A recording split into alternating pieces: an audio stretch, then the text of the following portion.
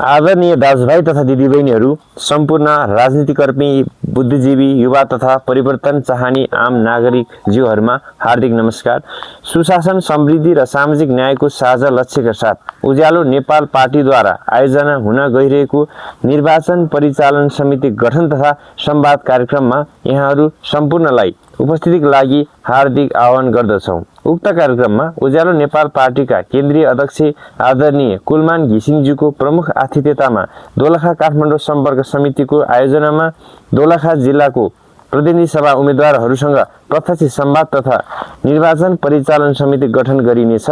यो कार्यक्रम केवल एउटा सभा मात्रै होइन, दोलखाको उज्यालो भविष्यको निर्माण गर्ने संकल्प र एकताको अभियान हो। त्यसैले परिवर्तनकारी विचार भएका, नयाँ सोच बोकेका सबै नागरिक, युवा, अभिभावक तथा शुभेच्छुकहरूलाई उपस्थित भई कार्यक्रमलाई सफल बनाउन हृदयदेखि नै अनुरोध गर्दछौँ। कार्यक्रम हुने स्थान बुद्ध एकाडेमी, बाहुनधारा, जोरपाटी, काठमाडौँ। मिति 2082 माघ 25 गते। समय बिहान 10 बजेबाट आउनुहोस्।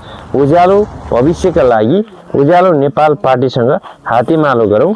धन्यवाद।